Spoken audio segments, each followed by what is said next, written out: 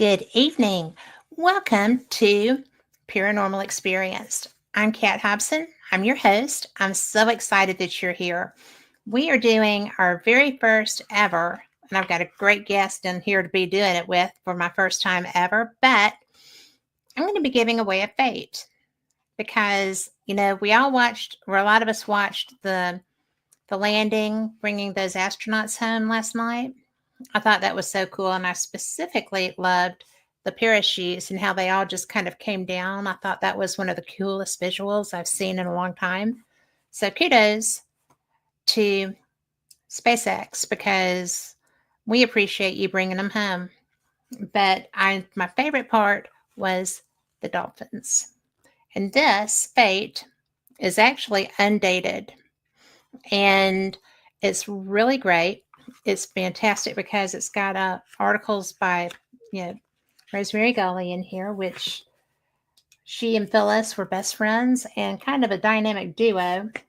But her article was Your Best Tools for Paranormal Investigation.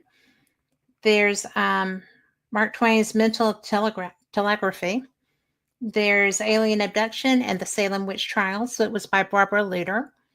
And, it's really fun because as we go into we see by the papers, Slender Man attacks happening around the country. Oxford University Bigfoot search is a bust. Ouija board sends 3 people to the hospital in Mexico. But I really think that the visuals on this are so good. And this is probably one of my favorite editions of Fate because I've been able to, Phyllis sent me a lot, and because I've been doing some shows reading, and I told her I needed some diverse topics. So she loaded me up. And I'll also have magazines when we're at the Eureka Springs, Arkansas UFO, the Ozark UFO Conference, Ozark Mountain UFO Conference. So find me, I'll hook you up. If you're in chat and you want to pop a question in, whatever. I know we're having some trouble on Facebook. So I know that we're working on that. So we'll see what happens. But we're only having problems on one stream, but you can tell your friends that we're on the Bill of Rights Network live right now too, as well as everywhere else. So I'm going to just move right into this because I am pleased to be able to welcome somebody that I consider a friend and that I have a lot of respect for too. And that would be Dave Spinks. He is somebody who has got such a background. He's got a new book coming out that he wrote with Serenity Jenny Flack. That's Beyond Mothman. And that is coming out February 28th. I am absolutely thrilled for him. He's also written Real West Virginia Hauntings. He has written Willow's Weep, The Beginning. And the last time I interviewed him, he still owned Willow's Weep. So that's kind of fun. West Virginia Bigfoot, Wicked 46, Pennsylvania Haunting. I have not read that one, but I would like to know about it. He wrote that with David Weatherly. Real West Virginia UFOs, Sighting and Close Encounters, revised. And there is just so much. Cooking with Cryptids. That sounds interesting. The West Virginia Dogman, Real West Virginia UFOs, Sightings and Close Encounters, and the Paranormal Files, West Virginia. And Dave, man, I could just go on and on about your work. So, and you've got so much coming up too. And it's funny because I appreciated you posting in your feed about the things that you have coming. I just, I didn't know that you were doing all of that cool stuff. And hi to Lori in chat. But do you sleep? Not much. That's obvious. Well, I have my last project that came out was 2.5 years ago was the West Virginia Dogman book. Mm-hmm. And I've been really busy, working on some really cool stuff that I never. One of the things was like, I mean, I'm always working on new books. I have a ton of books that I've planned, to do just on and on because all my books are based off my investigations, 100%. Um, and a lot of times I go back to my, like all the stuff I've recorded on video at my investigations. That's how I pull the information from my books. I have to go back and watch, because I've done literally thousands of investigations over my Right. time. And so whenever I'm writing a book, I go back and reference my video, and I can write about it without missing a step. And I interview witnesses. It just depends what book it is and what I'm working on at the time. But I started working on something really cool, and I don't want to divulge it yet because when this thing drops, I think it's going to throw a lot of people for a loop. Oh, really? And it was a project. Really, it wasn't really a project. It was kind of for my own healing, if you will. Something I was writing about and doing, just messing around, and it turned out so good. And Jen's the one that said, you got to publish this stuff. It's pretty awesome, Dave. And I said, okay. And then it morphed into this whole other thing that's really going to throw people for a loop. So that's a surprise thing we'll have to do for another show. But the first part of that's getting ready to drop probably in a few weeks, maybe a month. So, but I got a lot of cool stuff coming up. As you said, Beyond Mothman just came out. That book is based primarily off my 20 years of investigating that area alone. I've done a ton of different, and that includes everything. That includes hauntings, UFOs, and cryptids. Because, in my point of view, Point Pleasant and the surrounding communities, even across the river in Ohio, that place is the Skinwalker Ranch of the East Coast, man. It's one of those type of places. It's got everything. I don't know what it is about that area. It's got a lot of energy. It's got all kinds of different Native American ties. But I've spent over 20 years off and on, going up there, being called by people, hey, I saw this, or, them sharing their stories, me interviewing them, and me investigating new stuff that people continue seeing to this day, and I started that when I came home from the military in 2001. I really dove headlong because I wanted to try to learn more about the Mothman, and try to figure out, okay, because there was many clandestine projects that went on up there in Point Pleasant. They were building weapons there for the war effort. They were experimenting with new military technology. They, manufacturing parts for possibly the atomic bombs. We know we had a heavy water plant right down in Morgantown, West Virginia, too. So that's all about nuclear power and everything else. And a lot of people don't even realize this, but we have a Delta Force Special Forces unit in West Virginia, too. And around that time, I thought it was really interesting. I kind of started connecting some dots, but they were testing those flying wingsuits the military was back in those days. So I was like, interesting. I was putting two and two together, saying, well, possibly people were seeing some kind of military stuff going on with these new wingsuits they were trying out. We knew they had a jetpack in their 50s too. You know what I mean? So, well, back when Flatwoods Monster was first seen, people kept trying to say that it was a paratrooper. Yeah. And, my dad was Special Forces Green Beret Airborne. So he was, they would look interesting at times. That was in the 60s, though. They're always testing new stuff, especially for the war effort with that thing. But I'm pretty sure, in my humble opinion, and knowing Frank Fashino as good as I do, what happened in Flatwoods was no military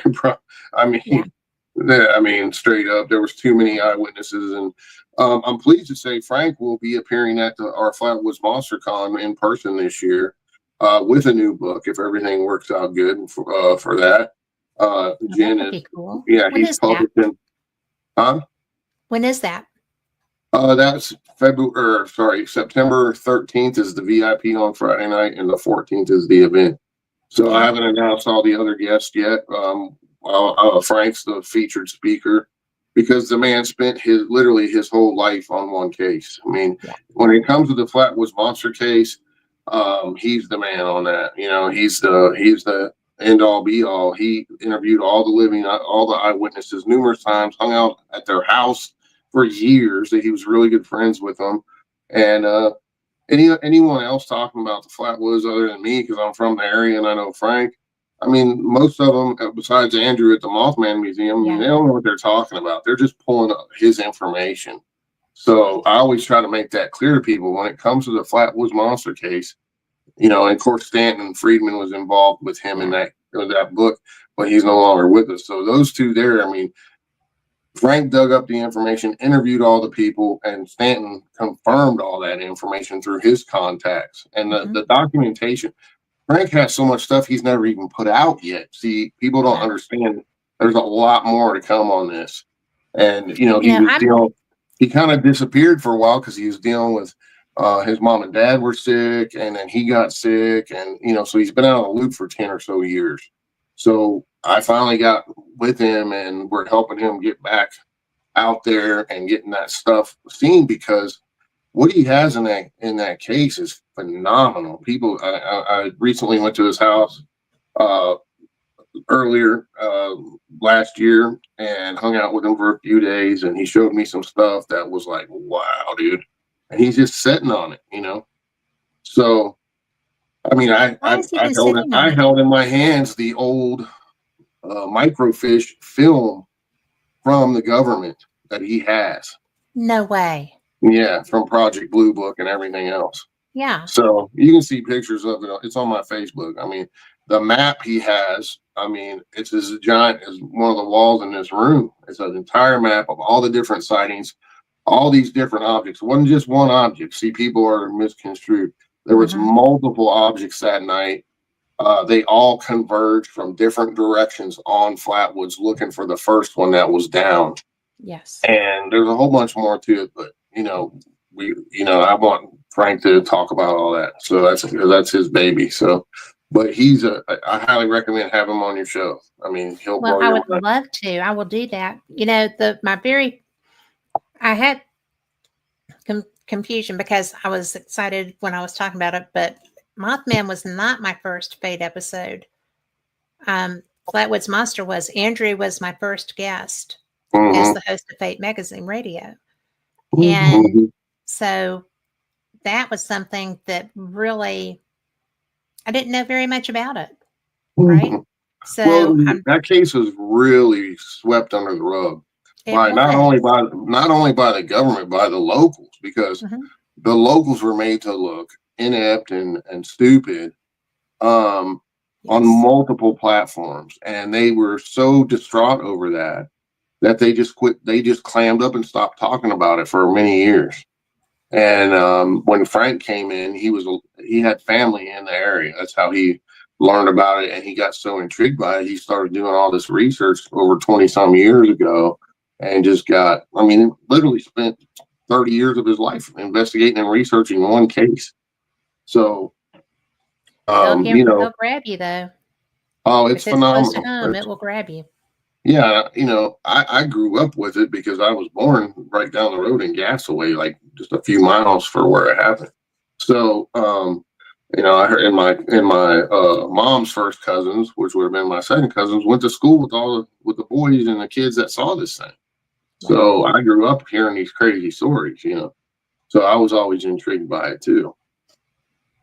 But so it's pretty crazy stuff, But I got some really cool stuff coming up this year. I'm gonna be dropping 4 different books minimum this year that I've been working my butt off for the last 2.5 on all these projects, and they're just gonna drop one after the other. So some really fun stuff coming. Well, I was going got a by new movie. Jen and I are in a new movie. It's called The Haunting We Will Go with Chrisotpher Garetano. He did the Montauk. He did the Montauk movie. He did. He had his series on travel called Strange World, and then Dark Files and all that. So we're going to be working with him on multiple projects in the future as well. Teaming up with him on a lot of cool stuff. So I'm super excited about that. the Willow's Weep movie is still in the works. We had one production company that basically I pulled out of because they were wasting my time, and it was a major one. But with Hollywood and stuff like that, it's a nightmare with these people sometimes. From what I understand, yes. But these projects when it goes from book to movie, I mean, you're looking at, it takes literally years for this stuff to get done, and they have so many people with their hand in the cookie jar, so to speak. It's a nightmare, So now everything, fortunately, most stuff is going to streaming first before, But I'm working with some other pretty well-known people who have ties to like Mark Wahlberg and Mel Gibson and people like that are interested in making this movie out of my book. But we'll see. Right now I'm working with their writer to see if we can. I have certain parameters I must have in the movie. My movies are not gonna be they're not gonna be Conjuring-fied, as I call them, Hollywood-fied, because I want the whole real story told. If they can't do that, then I'm not gonna work with them. I'd rather not put it out because I want the real story told. And if you've done the work to do the research and get right. the story there, of course you want it to be presented the way you wrote it. Of course. And the Willow's Weep project. Yeah. I mean, I spent 7.5 years on that, I do. And now I tore the house down because that place was pure evil.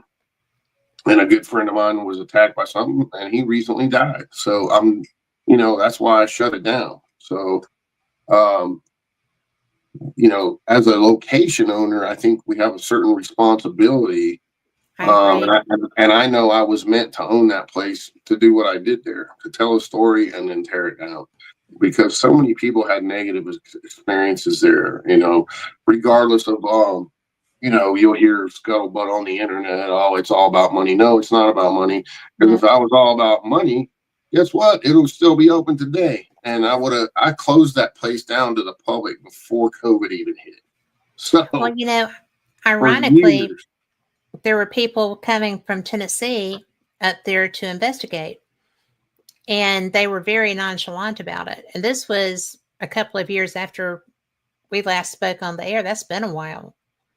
And so they were just like, oh, we're going to go and we're going to do this. I was like, you're going where? Then you need to be serious. And, if you're going to be doing an Estes method experiment, you need to make sure that you have somebody on spot to yank you back, because that place is not a playground. Not for humans. It's a bad place. Well, that's what I talk about in a lot of my books. This stuff is not a game, so to speak. But on the flip side, you could have an attachment going to the grocery store. Sure it's just one of those things. But when you go out looking for this stuff and you're seeking out to make contact or communicate, we really don't know for sure what we're communicating with. And people need to realize that, these things, these negative spirits, negative entities, whatever they may be, they will lie. They will masquerade as something else. I mean, I've seen numerous times where they portray themselves as a little kid. And next thing you know, there's people getting scratched, getting attacked mentally, psychically, spiritually. I've seen some crazy stuff in my time. So I even, the Wicked 46 book, as you mentioned before, that's my day-by-day journal of what I experienced in a notorious haunted location in PA that the Warrens were at in the 80s, and all this crazy stuff happened at. And I was part of a team that went in there to document whatever paranormal activity we could. And within the first couple of days, one guy who was well-seasoned investigator, he rolled out of there. He couldn't handle it in a couple of days. Wow. I got an attachment from the place, and we spent, the team people that stayed, we spent 30 days, 24/7 in this house. And then the other ones quit. The first group, several of them quit, couldn't do it no more. And then me and the other guy, we stayed in there I went back. I took a week off after the first month, and then came back for 2 weeks at a time, 2 more weeks, 24/7. Took another week off, 2 more weeks. I mean, it was almost right around 60 days. I spent many hours in this house, sometimes by myself, and I ended up getting an attachment from that place. And my life flipped upside down like crazily. And I wrote, that was my first book I ever wrote. And there was all kind of legalities involved and stuff. And that book actually sat on the shelf for 5.5 years before I was able to release it. I didn't realize that. Yeah. So, and the only part that Weatherly wrote was the intro stuff. The whole book is my book. He just wrote some of he did a little bit of research for me and wrote about the community, how it's such a negative area and there's a lot of murders. It has at that time it had a higher murder rate than New York City, and it was a lot smaller of the city, So we were showing wow. some. Yeah, That's he was. Froze up a little bit.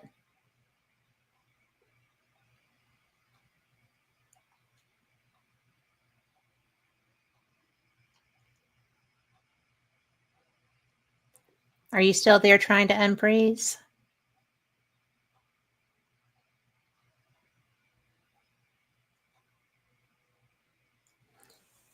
Carl, does he need to go out and come back in? Dave, if you can hear me. There you are. There you are. Hey. It froze. But yeah, so that place, I had him do a little background on the area and stuff like that. He was never there involved in any of the investigation. Oh, I didn't realize that. Yeah, so He's a if good you get the book, researcher, you'll know all that, So yeah. I took him there so he could see the house one time, but we didn't go inside. It was already sold and bought by other people. So, but a lot of crazy stuff at that house. But, that's just that's one of the things I'm known for. I'm known for, spending a vast amount of time really immersing myself in some of these locations. And another cool thing is I got a new location now here in West Virginia. That's what I hear. And I actually knew the last owner. He's a veteran too, older man from Korea, and he killed himself in the house. And both of his wives died. All his stuff is still in the house. It's a giant trigger object. And the reason I ended up buying it is because it's attached to property I own, and I wanted the whole thing. And then I said, well, I'm gonna see, this is weird. And the guy, you wouldn't have never guessed the guy would have done that to himself. And the reason I bought it, because I was down there on the property, and this was a few months after he died, and he just died in last February. So it's been a little over a year.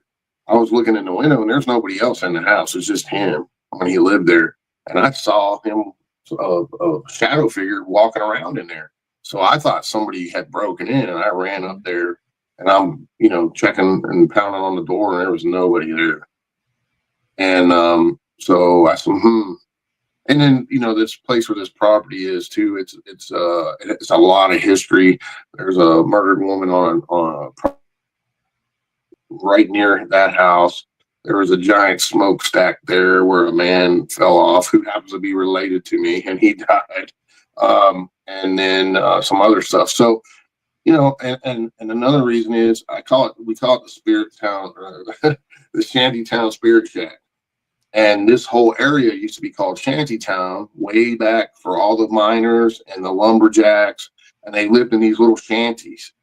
And I said, what a good idea to do, because I can show people, hey, you don't need this grand mansion. You don't need this asylum or giant old prison to be haunted. Anywhere can be haunted.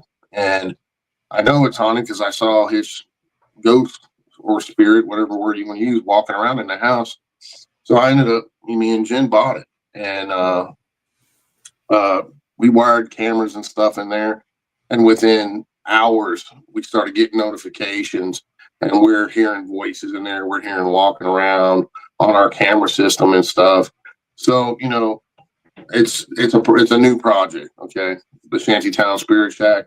It isn't available to investigators, and you can go on on my website. If you want to investigate it, you can investigate it. It's a giant trigger object. I mean, everything of the man's is still in there, all his personal possessions, and the chair he killed himself in's in there. All, I Oh, mean, wow. it's very similar with the chair thing, like the weed, kind of weird, but it's not. I wouldn't give it a negative, like super negative billing, other than a sadness billing, I as think far as sadness is yeah. usually with those. So, but there is some other stuff that's right in this area that's, these things tend to bleed over into each other, in and out, things coming in and out at a lot of these haunted locations. And, you never know what you're going to be dealing with. So always be on guard, investigators. You never know what you're going to be dealing with at any given place. So it's another fun project. I will do a book about it. I am getting teams that want to be involved in that project. We're going to do a little experiment for all the teams, like the first, say, 60 to 100 teams. They're all going to get a paper to fill out. And at a certain time during their night of investigation, they're going to ask a series of questions, and everybody will exactly at a certain time and do the same thing over and over and over. Then we're going to compare all that. We'll put all those results into a book. So that way we can see, okay, we can kind of look into, is this going to be a residual type haunting, or what are we dealing with here? Is this an intelligent Brilliant. haunting? So, just kind of push the field forward a little bit so that everybody, it won't take much time. If every team does that, we can, put those statistics together and see what happens with it. How do you explain this team was here in June and 6 months later this team, and they got the same responses to those questions, or whatever may happen? You see what I'm saying?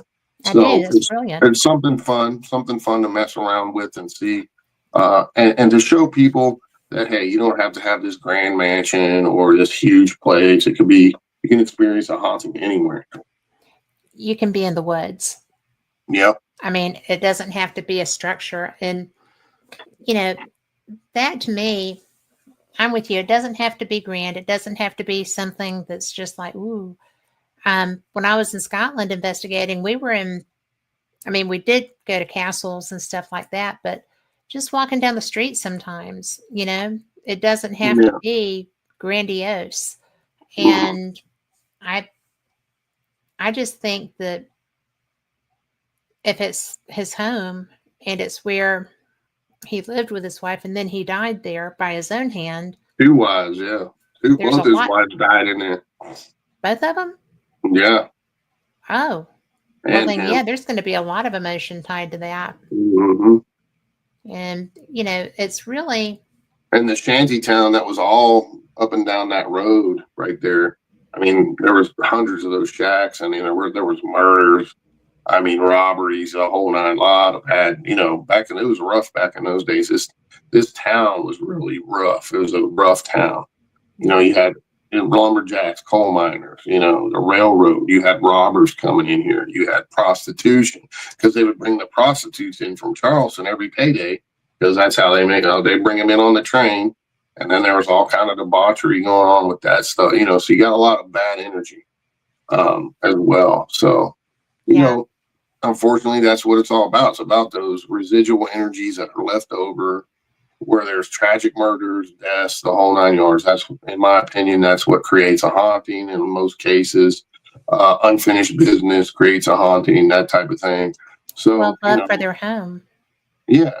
Does and then you have in these buildings, that energy stays within the walls a lot of times, and it's permanently there, And when people are suffering, they're dying of a medical condition, that's horrible sometimes, and that's bad energy too. Those people suffer, and they, And then the people that are having to watch them who love them are having that emotional response too. Sure. And emotion, I'm with you. It doesn't matter negative, positive, or whatever, but any kind of strong emotion. Mm-hmm. I mean, we leave signatures like, if I touch something and use my thermal imager, my energy is still there. Mm-hmm. And I think that, like you're talking about with this residual from this man being there and all the emotions that he went through there, that's going to be still imprinted. And, just like my hand on a counter with a thermal, it's just stronger because there's that much energy put into it. Sure. Mm-hmm. So Yeah, so teams can book it. It's going to be cheap. It's not. You get it for 12 hours out of the day. You can book it, and it's $300 a night for a team of 5 or less, and then each additional person up to 10 is 50 more bucks. And you get the run of the place. You can even sleep in it on an air mattress if you want. Is it big enough to have more than that? No, it's pretty small. I mean, you don't want more than. I wouldn't even have. I'd have 5 or less if I was doing that place. But yeah, but it's got all the amenities. Got heat and air and everything. So people can come in the winter and the heat of the summer and still do a good investigation. And that's cool. Yep. And it's we don't. I'm just doing it for the community too, but it's just another project of mine. It's what I do. So it is. We've already started getting bookings, and that's cool because we want to share that with people, and we want people to take part in this. This whole experiment with this house. Because I think that's cool when you can get a bunch of different teams with different people's energies and see what they experience. If they try the same set of questions and with whatever devices they're using and see what happens. And then we compare it all. I think that'd be really cool. And that's what we're doing with this one. So how great to have such controls in a location. Yeah. It's not too big to manage those controls. I mean, and the cool thing is too, I'm going to be doing real soon. I haven't decided when I'm going to start this, but I'm going to spend probably 30 days in it and do my thing, where I immerse myself and do some live on my old YouTube channel that I don't do much on anymore. I'm going to do some of that and see what happens, just put myself in that energy, spend a bunch of time in there and do a live every day for a few hours and see what happens. Well, I think I'll feel better for you doing it there than when you used to tell me you were doing it this week. That was scary when you were telling me about that years ago, and I was like, oh my gosh. Yeah, the weep was definitely crazy. I mean, it was really one of those just messed up places that was just full of bad energy, and a lot of people had really negative experiences about it. But I will have a book number 2 about the weep coming out later too. It's carrying on about, it's going to be more about the actual investigations I did there. Mm-hmm. I would read that because. And the first one's more about the beginning and how I became the owner, and then started off in some of the investigations and told the story of some of the people that were in there and what they experienced too. It wasn't just me, and it was happening way before I ever owned the place. So, I mean, it's crazy. Well, what made you decide to buy that place? Because like you said, step by step. Yeah. Because when you were very touched, you were very, you did have attachment to that. It was very deep. Well, and, doing what I do after doing that Wicked 46 case that we did, and I realized, this is a way to really immerse yourself into the paranormal, because you have a chance to delve deep into it and experience what maybe some other homeowner that lived there was experiencing. It's common sense. The more time you spend in one of these places, obviously, the more chances you have to get information from whatever type of haunting is going on and have more experiences. I mean, that's a common sense thing. Yeah, the more time you spend in a place, the more times you're probably going to have experiences. So to really delve deep into it, I think that's something that, as an investigator, I want to be out there doing that, because that's what I do. And I want to be innovative and at the forefront of new things. Going on there like a TV show. I mean, that's a TV show, you're in a place for a couple of nights or whatever. That's a totally different ballgame than spending 30 days straight in there. And I've done this numerous times now. I spent 7 days straight in Octagon Hall, 24/7. And no one else has ever done that. Bear wouldn't let nobody else do that. So I did, that's what I'm known for. So, I mean, really immersing yourself into some of these, it can be dangerous too, though. You got to be careful. And not saying that, I even got an attachment myself, and it was not pretty. It was crazy. But the funny thing about the weep is I never got attacked there. But Other people have. many other people did. I don't know why. I figured I probably would have, but I had a pretty deep connection to that place. And the day I bought it and it was mine, when I walked in there by myself and I said, "This is my house now, and my rules go." And I never had any problems, which was kind of weird. But I kind of took command of that situation, and it seemed to have worked. So I don't know, but. Well, April in chat has a question, and hi, April, and hi to Raymond too. But how did you get rid of the attachment? So it took me several months to actually realize I had an attachment. I first noticed the weird thing was when I first came home after the whole thing, and I knew I was done with it, with that particular project. The night I got home, I wasn't home for more than 20, 30 minutes, and I heard what sounded like when a light bulb pops in your house, like poop. Yeah. And I said, "Oh," and I went around the house, checked every light bulb, they're all working. So I was like, "Oh, that was weird." And then I started smelling rotten flesh smell and the sulfur smell, and I'm like, "Oh man, something must have followed me." So I did some stuff, didn't work. And then, my whole life seemed to turn upside down within the following weeks. I had a lot of financial stuff, went through a crazy divorce, all kinds of stuff. So once I said, and I was having these crazy dreams every night. I don't know where I was, but I was surrounded by this black cloud, and these black arms kept coming out. And every night they would get closer. And then finally one night, one grabbed a hold of my arm, and I went like that. And I sat straight up in the bed. I was covered in cold sweat, and I had a tear in my shirt and a scratch on my arm. So I was like, "Oh man, this ain't good," That's not good.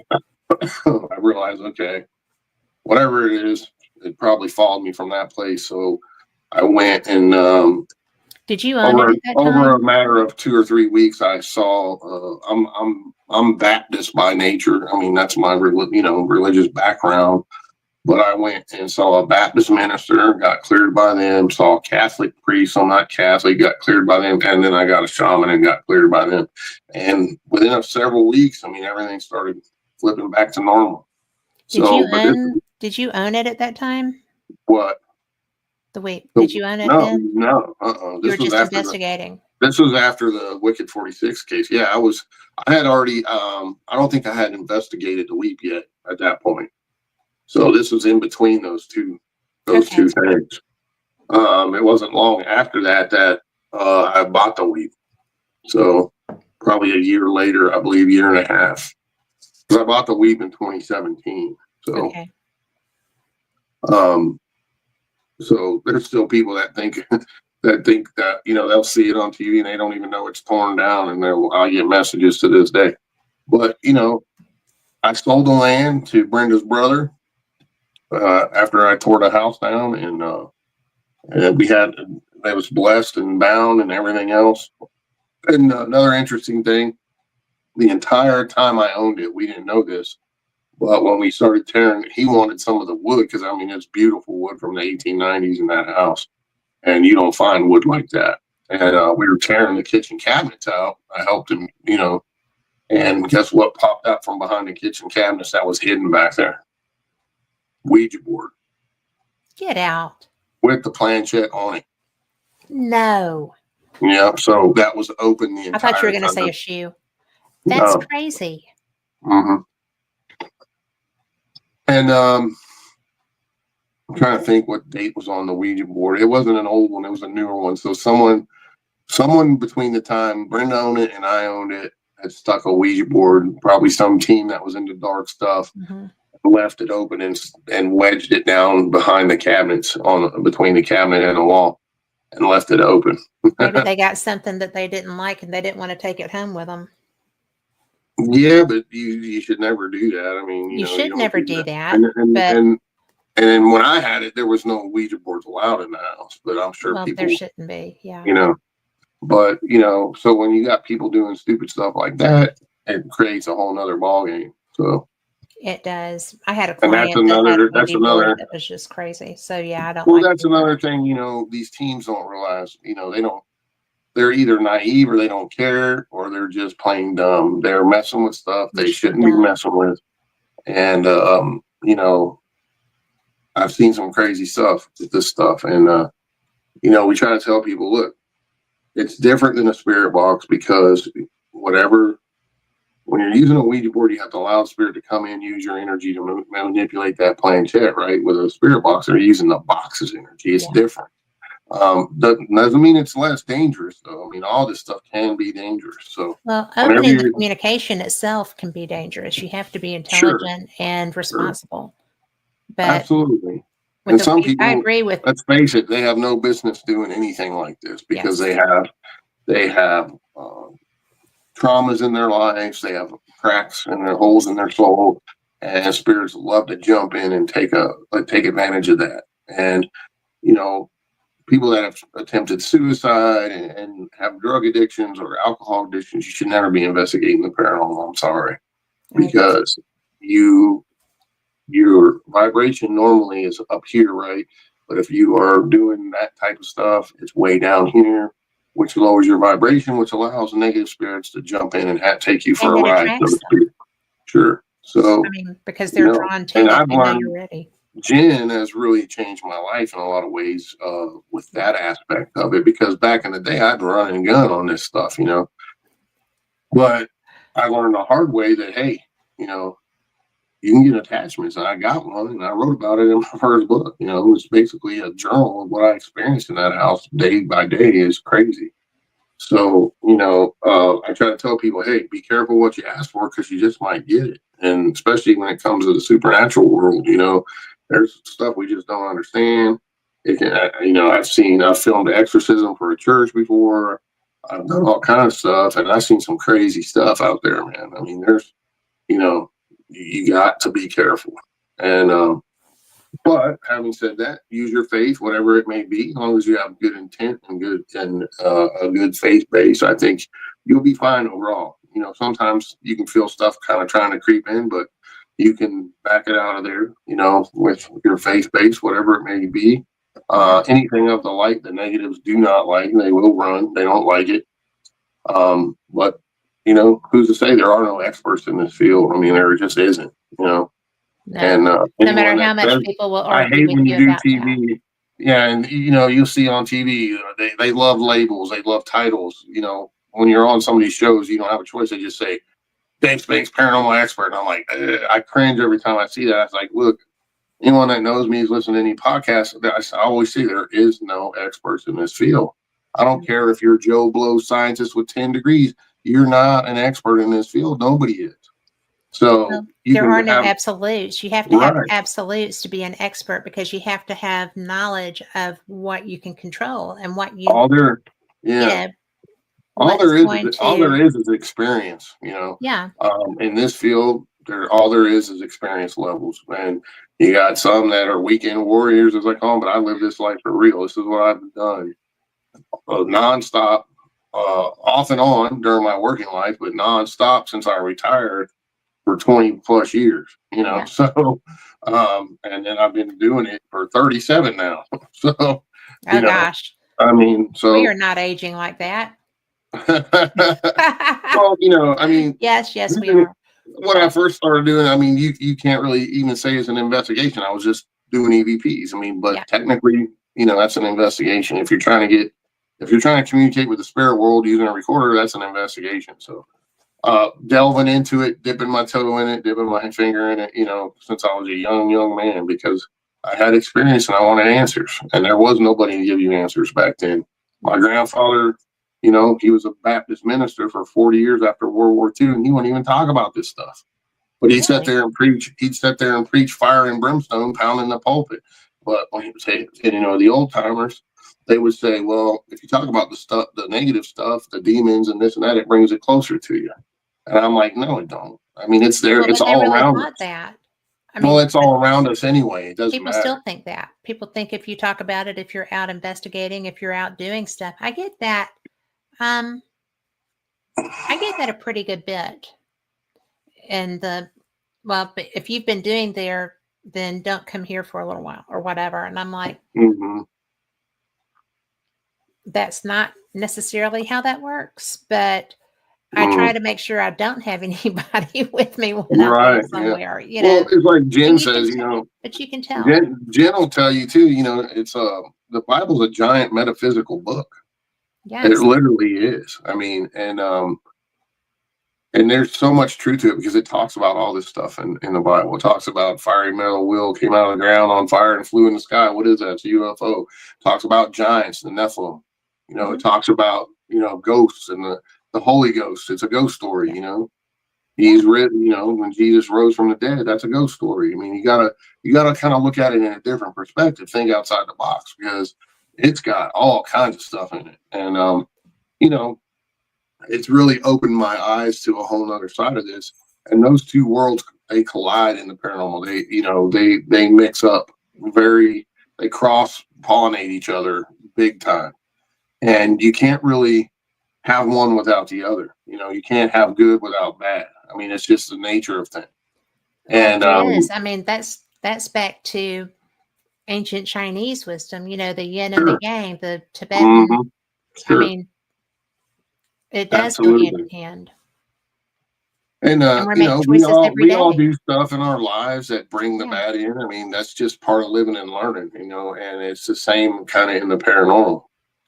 And any advice I can give to new investigators out there, get with a team that's been around a while if you can, and just kind of drop back and hang with them and see how they do stuff. Then you'll learn, hey, okay, I see how they do this. This is pretty interesting. And then over time, you're going to develop your own techniques. If you're with the wrong team, you learn what not to do. Right, exactly. And I mean, hey, like I said, right. And I'm not. I do not like the Ouija board. Okay, that's just my own personal preference. I can't say for sure. Nothing in, like we said, is absolute in this. I can't say for sure that I know more than Joe Blow who does Ouija boards every day. You know what I mean? But I did on my personal cases that I've investigated. I'm talking about in people's homes for many years. I did the numbers of negative hauntings that I've investigated. I put it all together several years ago because there was this big controversy going on. Spirit boards, Ouija boards are really bad. No, they're not. And there was this huge argument in the paranormal. So for my own purposes, I went back and looked at all the negative haunting cases I've investigated. And I'm talking, this is in the hundreds now, in the high hundreds, 95% of those cases, there's a Ouija board involved by someone who was experiencing a negative haunting. So for me, 95? 95% of hundreds of cases. So when you put that together number-wise, there's no coincidence, right? The numbers don't lie. No, they don't. So, do the math is all I can say. You just, I'm shocked. Find your P's and Q's. So I am shocked. So going with that, I'll tell you about a new thing I'm involved with if you want to hear. I do want to hear. So I have some good friends that are working on a new paranormal show, and it's called Booze, Brews, and Barbecue. I love that. So it's a fun show, That's a great title. They brought me on to be their mentor, to teach them how to use the equipment, how to, show them some of my techniques, give them tips and tricks. And the team is Barry Kurtz, the drummer of Shinedown, who's a good friend of mine. The band Shinedown, rock and roll band, 20 number one hits, huge band in the rock and roll world. His head of security, which is John Silverspear, he's an ex-Secret Service agent. And a guy named Ty Sherrill, who's a production guy and does professional barbecue stuff. So they brought all those elements together for a fun show. And what the whole concept is, they go to a haunted location, and then while they're there investigating, they go and sample the local barbecue and the local brews in the area. Right. And it's a fun show. It's kind of cool, something different for me anyway. I'm the they call me their Yoda, which is hilarious. But so I'm there coaching them along on this show, and we don't know where it's going right at this moment, but you can see some sneak peeks of little clips on my social media and stuff. We have a good time. It's a lot of fun, and we've already had some crazy experiences. Let me tell you. We went to Memphis last month, and at this Well, if you're going to old do barbecue. Oh yeah, that, and that's part of the show. So yeah, we got more. We're currently filming episodes, so I won't be in all of them, but I'll be in a lot of them. So I'm kind of hanging in the background. They said Dave, we want you on this one. Come on in. So I'll be doing multiple episodes. I mean, they're already planning season 2 and 3, so we're still filming season 1 right now. So next month, fun, though. yeah, next month I'm headed out with them again. So we'll film another episode. So a lot of What fun. places are they going for the investigation side? All kinds, but you got to remember it's a show that has 3 elements. So it's got to have those 3 elements involved: the barbecue, and they have to make their own, do their own meat. They can't be like a chain restaurant like Sonny's or something like that. So it has Memphis to be. was definitely the place to go. Oh yeah, and the cool thing about the Memphis episode is Zach, the guitar player. His mom worked at this barbecue joint. There's a famous barbecue joint for 20 some years, and he grew up in the place. So he came on and was telling all that story, and they brought us out this huge spread of food, and we had everything. Then they brought in on that episode they brought in the guy who his name's Lee Waddell. He played the Scream Killer in the first 2 Scream movies. So he was part of that, the barbecue part, and it was really cool. So that show's going to have a lot of special guests on it too, big time people, real famous people, and it's a lot of fun, So I look forward to that coming, and as soon as I know more, whenever we know what platform it's going to land on, which I can't say. I already know they're in heavy talks with like 3 big time places right now. So that's something else that's fun I'm doing, and I'm so looking forward to this movie with Chrisotpher, man. Without revealing too much, I'll just say you're never going to see another paranormal documentary like this one. This thing is awesome. I mean, it is awesome. And I can tell you that anything that you're involved in, I would expect to be. So I have high standards for what I've seen from you over time. But, well, for me, it's all about the real part of it. I don't care about, that's why the first production company I was doing with Willow's Weep didn't go through, because they kept trying to change everything, trying to Hollywoodify, and I wouldn't have it, Like I said, I've had a contract in my hand for my own TV show a couple of different times for lots of money. And, when you read that fine print, they say right in there, you may have to fake something. And I refuse. I will not fake anything. Yeah. And so. Well, what's the sense in doing that? I mean, because you're going to have to live with yourself when you walk out of there, and you want it to be something that you're proud of, and something that you're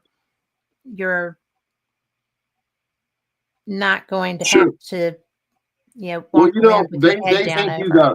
They think you have to make all this stuff like all off the chain, just negative, haunted, scary, and I'm like, look, if you're in a place like this and you're having these experiences, if you tell the story right, it's scary as hell anyway.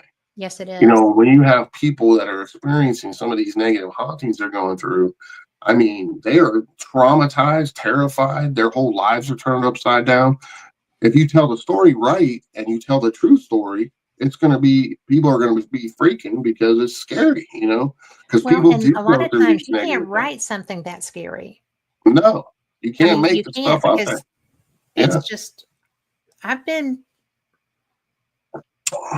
the worst case that I ever investigated was a man who bought a Ouija board because he thought it was cool, took it to a cemetery that was in the subdivision where he lived, and opened it up and said, verbiage matters.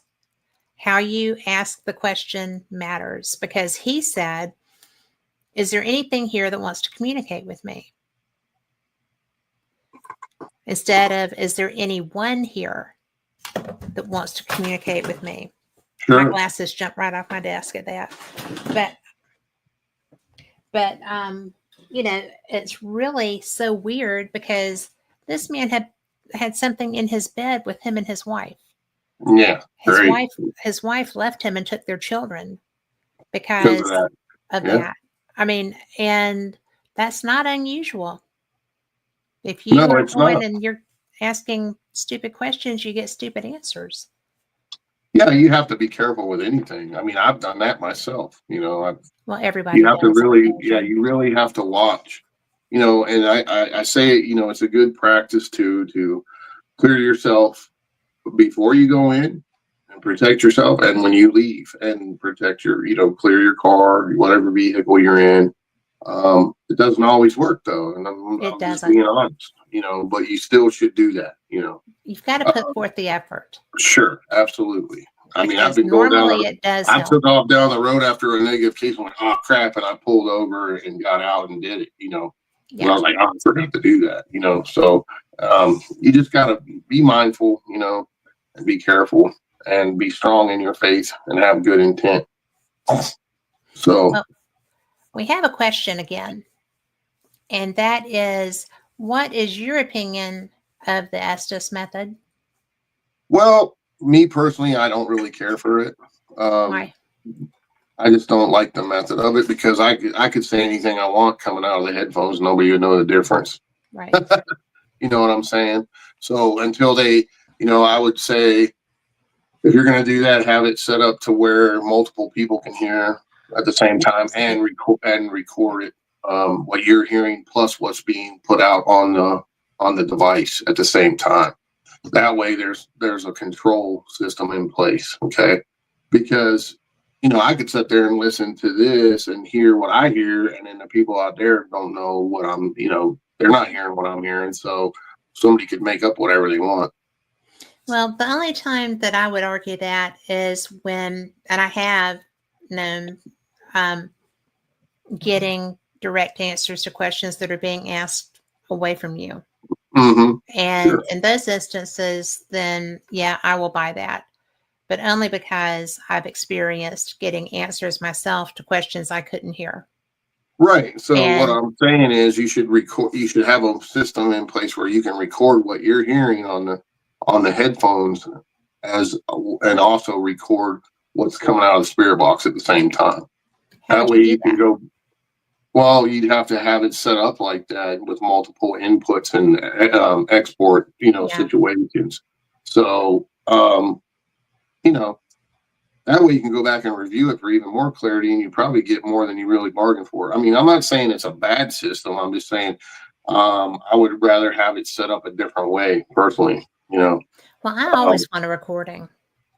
Sure. I mean, I do, because I don't always, even just with regular investigation, forget experimentation or whatever. I have recorders everywhere, which means that I listen to things a lot. Sure. I'm still not caught up with most of my investigations. I just, Yeah, I mean, that's just my personal preference, though. You know, I mean, we but I all mean, have. but it's the best. I think that's the best way. Also, because do I have 5 recorders that I have to go through? If it's a big house, I do. Yeah. Sure. It's just like with cameras. I mean, if you're in a big place and you're running six Yes. cameras, you got to go through all 6 camera footage. You know, I mean, that's just the nature of the game. It's a ton of work, it's a ton of review, and it can be a nightmare, especially if you're the only one doing it. And I'm always the only one doing it. That's right. So, but which is the benefit as well as the albatross of having your own equipment that you want to do your own work with, you know. Yeah, she asked, what's my favorite form of spirit communication? Well, I use a ghost box and I use recorders. I mean, those are my 2 favorite, to be honest. Mm-hmm.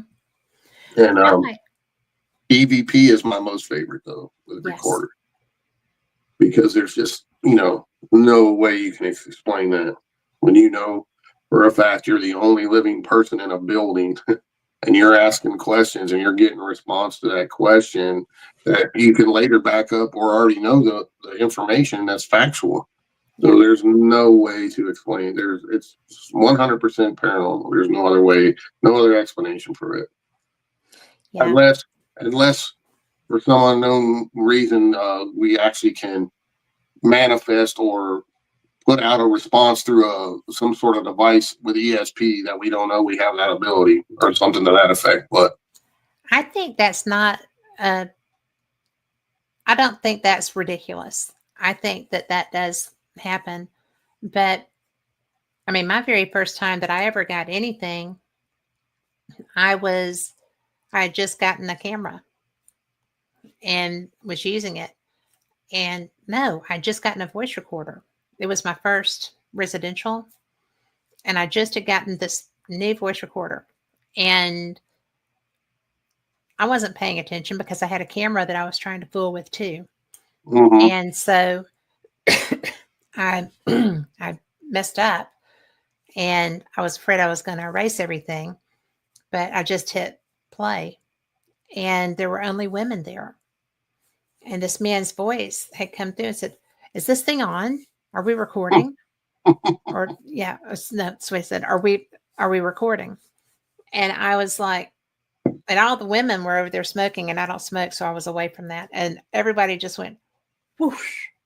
And I'm like, sure, yeah. I don't know. There's not a man here.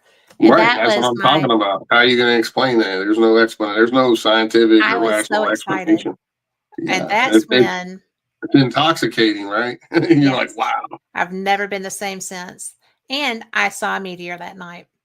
So that was my first time in a long time I'd gotten to see a meteor, and it was random. So, it was cool. So Sure. April is full of questions tonight. So she wants to know you're the best ghost box in your opinion. I use all kinds. What's your favorite? My favorite would be the old Hack Shacks. Yeah. You can't hardly find them anymore. And I've had 7 or 8, and I've went through all of them. I got one. And I don't have one that works right now. So I gotta have. Actually, I'm sending 3 of mine off to the guy who's going to supposedly fix them for me. Hopefully, but they're the 2120s, I think they're called, but. They had a second version that looks exactly like it, but it's not the same thing. You can't hack it no more. So you can't hack that model. What do you think about that the Panasonic? What is it? The DD60? The DR60, yeah, I've had several of those over the years. What do you think of them? Actually, I sold online to Ghost Adventures. Well, I wish you held on to one because I'm curious about it. I mean, they were cool the way they operated, but you can get just as good at EVPs off of any. They have them now. I mean, what's his name? The guy that made the Melmeter. He made some that were really cool, and he quit making those. The RT EVPs, they were awesome. The way, I mean, they're real-time EVPs too that start flashing red when they capture something. And they also had some really cool other features where came with like a 30-foot extended microphone, so you could plug it into the recorder and run it into a room that nobody was in and do a like a mini remote EVP session, and you could be in cool. But I've got a few of those, and Gary Galkos, who's created those, but he quit making them. But there's recorders now that will still do the same thing, I think, but just Ghost Adventures really are the ones, and Mark and Debbie Constantino are the ones that really used those, and they really liked them. So it kind of just flooded, everybody wanted one because they saw it on TV. Yeah. So it's one of those things, but people are selling those for outrageous amounts of money. It is stupid money. Yeah. It is stupid money for that. But I had like 4 of them, and I sold them to Ghost Adventures. Sold them to Billy. He wanted them. So I didn't, I'm like, because he actually put out a message several years ago. He's like, anybody got any of these? I want to buy them. And I said, yeah, I do, Billy. So you've probably seen my recorders on Ghost Adventures. May have. But my friends with Scottish Paranormal use that. And my friend Mikey Thompson, when the first time we were in Scotland, we were just doing a private session with one because I had been at a psychic a reading, and I didn't expect anybody to come for me, and I had my dad and my nephew both there. So that was weird. The So only difference in those and a regular recorder is they blink red when they capture something. yeah. That's the only Well, difference. well, and you can't save because I couldn't, you replay it, and then when it's time to record again, it's gone. And I don't like that. I want my recordings. Yeah. So, Yeah. but I You have to just use replay it and record it on another device. Yeah. You know. So it's old. That was old technology. Those are old recorders. But they're so cool. I mean, just to play with. I mean, I They're would never be good with that because the clicking and, I would never. I would Yeah, I hear it got some once pretty and be wild done. EVPs on it, but I also use I still use magnetic tape sometimes. I like magnetic tapes. So and they have it There's now where you can get on eBay or many other places, like you can get it where it converts it right over to digital for you. Like you can plug in it comes with a USB, you plug it right into your computer and you transfer it right over to your computer off the magnetic tape, which is really cool. I have not So, seen that. That is cool. yeah. I'll look for that because I Mhm. like them too. Yeah. Because it's easier. You can hit where you're trying to go. I mean, Mm-hmm. you're backing up, going it forward. comes with a flip out USB connector, and you Okay. plug the whole thing right in there, and you just transfer it right over to your computer to save it. So I bet it's ordered right after we get off the show. I'm going to go get one of those. Now, yeah, this is another question, and this one's funny because I know who you live with. But do you ever research psychic phenomena? sure. Of course. April, Yeah, his sweeter half is. So she is psychic phenomena all on yes, her own. yeah. She's the real deal, man. She She freaks me is. out sometimes. But yeah. I mean, I don't really research it, so to speak, anymore. I used to back in the day, and because I want to learn about everything in every aspect of this stuff. But she's taught me a lot about that, and every person has some sort of ability. Yeah. Just some people can tap into it more, or some people have had near-death experiences that really enhanced those abilities for whatever reason, brought those abilities out. And in her case, she's had 5 NDEs from health problems, and she already had abilities when she was a young child. So you can imagine hers was just really enhanced, like off the chain. I've seen her do some amazing things that we'll be, talking about in the future in projects we're doing together, talking about that. I mean, and there was numerous eyewitnesses there, not just me. So it's not just me saying it. We have numerous people that saw some of these things she's done and found. She works for police departments helping find missing people, and dead bodies and the whole 9 yards. So pretty amazing person Jen is, and And really, she's kind and really sweet too. yeah, she's like the most happiest person you'll ever meet. Yeah. I mean, and those people are hard to find these days, let me tell you. Well, So but she just glows. I don't know how she puts up with my cranky Irish butt. Because she balances your cranky Irish butt. Oh yeah. So that is definitely a thing. Oh yeah, it's phenomenal stuff. And if you ever have a chance to be around someone that has those type of abilities, there's not, like I said, we all have some, and I've had some. In the movie you'll see we actually had a role reversal, which was I don't want to tell too much because it'll spoil it, but it was crazy what happened to me while we were filming the movie. And we got proof and we got a crazy EVP and stuff that happened right after that, like during all that, and it's all in the movie. And we were there filming something totally different, and this whole thing happened just as we were filming the movie. That's crazy. fun. Oh yeah, it was fun. But if you ever get a chance and you're around and you see somebody that really truly has abilities, it's amazing. That's a gift from God in a way. And April does have abilities. That's why when she was because she said she freaks her husband out sometimes too. Mm-hmm. So, sure. Sure. but it is But so we all, like I trippy. said, we all, and the longer I've noticed for me personally over doing this for so many years, that I can walk into a place now, and this has been going on for quite a few years. Like I can feel the energy immediately, if it's happy, bad, sad, mad, whatever. And then I always tell people, hey, your best tool is your body. You know, Yes. use it. When the hair on the back of your neck or your arm stands up, pay attention to that because your body's picking up on some kind of energy, and you need to maybe right then and there do an EVP session Mhm. because your body's telling you, hey, there's something going on. Because we're made of water, and the electromagnetic field gets disrupted when these spirits manifest, whether it's a good spirit, negative spirit, entity, whatever the Yeah. case. Pay attention to that Well, because right then is a good time to just on the spot do an EVP session. that's one of the things that, because I always have, I've got recorders set up in different places or whatever, but I always have one in my hand too. Right. And, I think that's really, for me, that's a perfect thing because I do get the sensations and I'm like, Mhm. oh, who's here? Who are Sure. you? Yeah. That's a great time to do that. And, pay attention to what your body's telling you.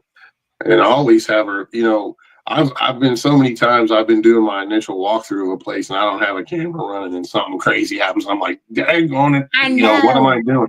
Yeah. And then, you should always have a camera running right when you walk into place, right when you get out of the car, start running a camera because you Yeah. never know. That might be the only experience you have the whole time, I so know. there's been so many times I've like kicked myself in the butt. I'm like, dang on it, what am I thinking here? So you live and learn when you do this stuff. It's just processes of living and learning, and learn from any mistakes you might do for the next one. So there's no right or wrong way to do this stuff. Well, I have to do this because we have a winner of the thing. And Tom McNicholas, you weren't in chat yet. Okay, not going to do that now. Okay, teasy teasy, Tom. So, Dun, sign. dun, dun, dun. I don't know why, but I just got the gonna wait. But I wanted to talk to you about your books Sure. because you have written so many books, and we're going to talk about that cruise too because I'm really into that. But I you did not just do ghosts because this real West Virginia UFO sightings and close encounters. Mm-hmm. I mean, what all did you do there? Yeah. In the book, you mean for the book? What all did you? Yeah. What all did you So find some for the of book them. there? So what I did was, and this really has to do with Flatwoods and stuff. Okay, a lot of it. This is where this whole project stemmed from. Growing up, like I said earlier, me growing up, hearing all these crazy stories about the Flatwoods Monster, and then over the years investigating that more and learning more, I realized that holy crap! Right after the Flatwoods Monster incident, the government came in here in West Virginia and built the Green Bank Observatory, which Mhm. is the largest movable steerable radio telescope in the world. It's massive. Is it And still? oh yeah, I yeah. didn't know it still was the biggest. Oh yeah, it's the Cool. largest Okay. that move. They can move it and angle it however they want. It's That's all so the other fun. ones. The smaller ones, they can move those too. But this thing, I'm telling you, it's huge. It's massive. We look about that big to compared to it. So when I started looking into that more, I realized there was no coincidence in that because at the Green Bank, when they first built it, guess what? Frank Drake was there and Carl Sagan. They created SETI right there at the Green Bank. That's where it was created. No way. Yeah, Frank How did I Drake not know that? came up with the formula there and all of that, and it was all right here, right after the Flatwoods Monster incident. Just a few years later, a multi-million-dollar government project right here in West Virginia. So, and But there was basically, nothing to that, so yeah, no right? coincidence. The government doesn't do anything accidentally. Let me tell you. So I worked More for him quickly. for 20 years. I know. So, you know, and the whole basis of that whole project is to search for extraterrestrial intelligence. That's what it's about. That's what SETI is. That's what they're looking for. They're looking for extraterrestrial radio signals throughout the universe. Now I want to they're go ahead. the guy Go that ahead. runs it now, Seth, is such a skeptic. Such a Yeah. skeptic. Yeah. And he's like, well, there's nothing there. I said, you're not going to even bother trying to tell me Yeah. because Well, I'm going to throw the card that you here's haven't the heard thing. You something know, while this is being going on. they're scientists, and scientists have to have a certain thing met before they say, okay, that's something. I mean, they follow the scientific formula. You know, I mean, that's just how it But is. you know how long SETI has been set up, and you Mm-hmm. know that that's BS. I Mm-hmm. mean, Yeah, I they know get stuff that they don't talk about. right. Well, see, I my mean, sister actually, she's a school teacher, and she does the kid program there every summer almost, oh, and they take really? kids there, and they have a camp and everything, and you know, so the thing is, they wouldn't have built that if they didn't think there was something out there. Okay. No. Of course, they also study different things. They're like stars and certain things to do with other suns and other planets and things like that. They're looking for, you know, many different things there. So, but when Obama was the president, he came in and cut all the funding for all these a ton of government projects. Yeah. And this billionaire Russian came in and literally donated $10 million to keep it up and running. So, and that's what it's running off to this day right now. But the reason for the book was I wanted to talk about that. I wanted people to understand that because, and also in Clarksburg, we have a NASA facility in Clarksburg, and there's some massive rate dishes there too. So, government doesn't do stuff accidentally on purpose. And you know, if you don't know anything about the Green Bank Observatory, look it up because there is literally miles and miles square mile, hundreds of square mile dead zone, they call it. When you drive through there, there's no radio signals. You can't use your cell phone. They have a little truck that goes around. If people are trying to do stuff like that and they triangulate your signal, they'll go right there and tell you to shut it off because it's all ran by the government because that thing is so sensitive that it interferes with its operating system, you know. And I was out there many years ago nosing around, and out of nowhere, these dudes and, camo came out of nowhere. Yeah. And they have an airstrip on there and everything. So, wow, really? Oh, yeah. So there's a lot more than people don't know that's going on out there. But so what I did was I always say, West Virginia is like, when it comes to UFOs, we have some of the most prolific modern day UFO events in more than almost any other place in the world. I mean, didn't know that. To me, it's bigger than Roswell in a lot of ways. The cover-ups that went on here in Flatwoods was a massive cover-up. Yeah.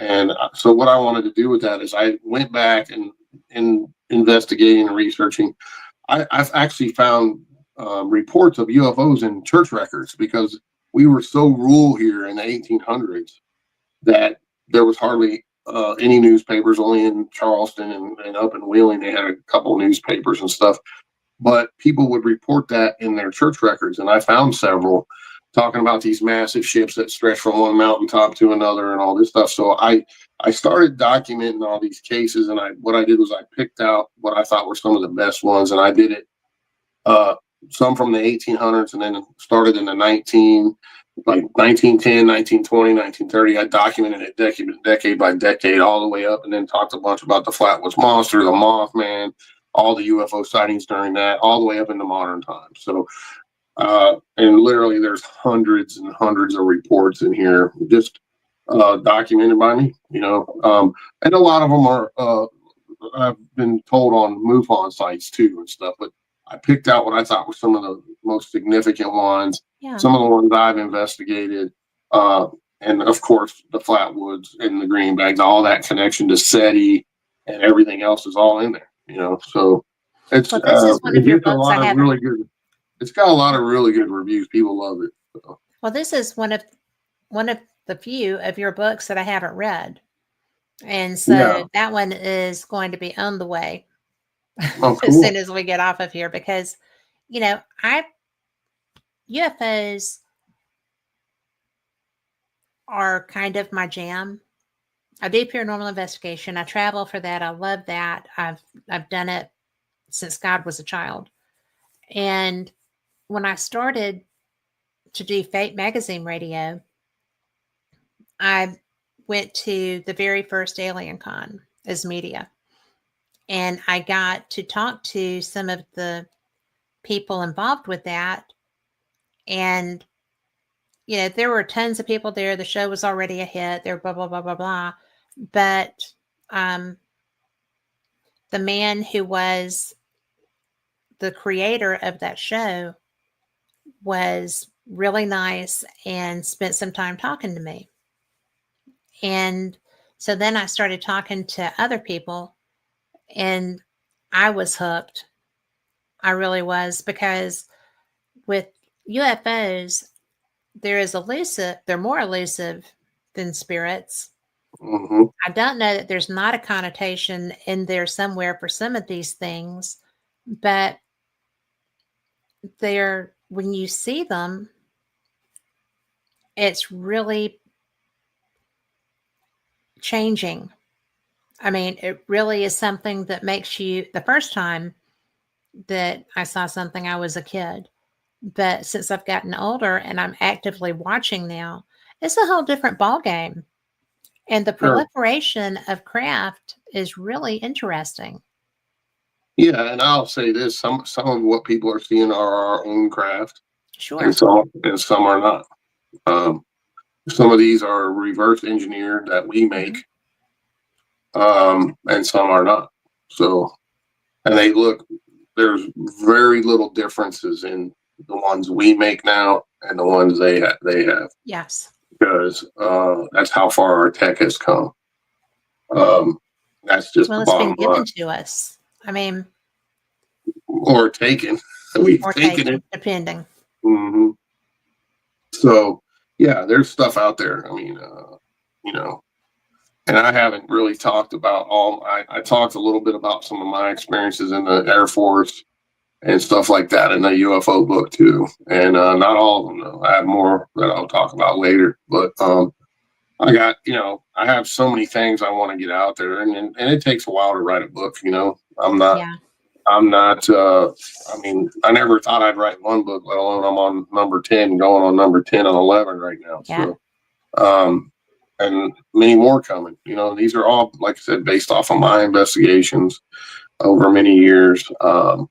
Because I started out doing this live, a lot of it live on YouTube. I was like the second person that ever live streamed paranormal stuff on YouTube. That channel got hacked down and taken down. Go figure, right? And then what I did was just do a new channel and upload all my old videos. And then Google bought YouTube and everything changed, which, Yeah.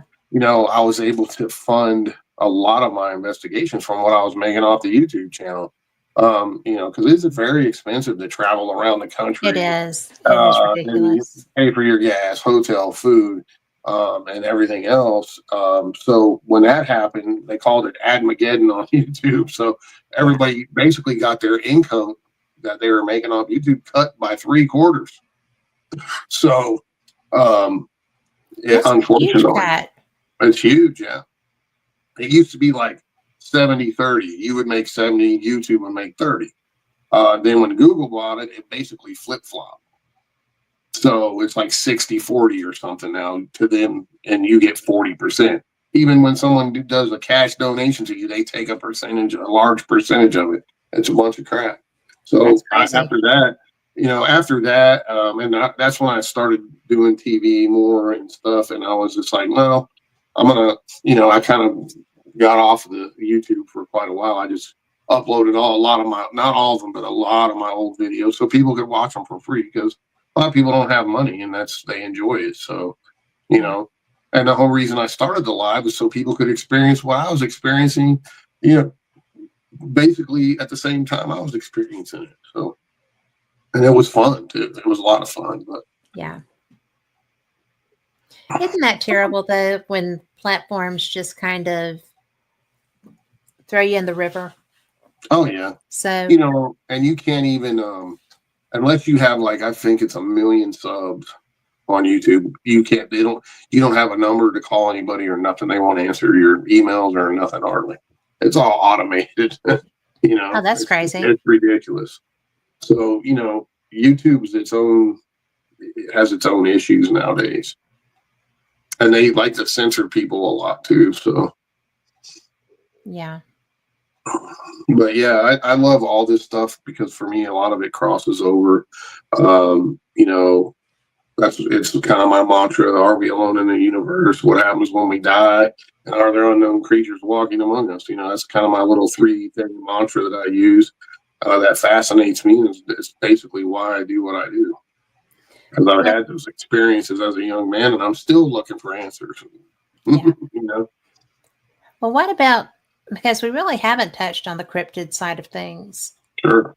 So what drew you into that aspect? Was it just another side of the paranormal, or was Well, it that's personal actually the first thing experiences? that ever happened to me. I mean, I was fishing with my papaw here in West Virginia on the Gauley River, and we had a whole Bigfoot experience together, and um, that's really what started me hardcore into wanting answers. What did I see here? You know, what was this thing that threw these big rocks at us from across the river and was making some hellacious ruckus, screaming like you've never heard before?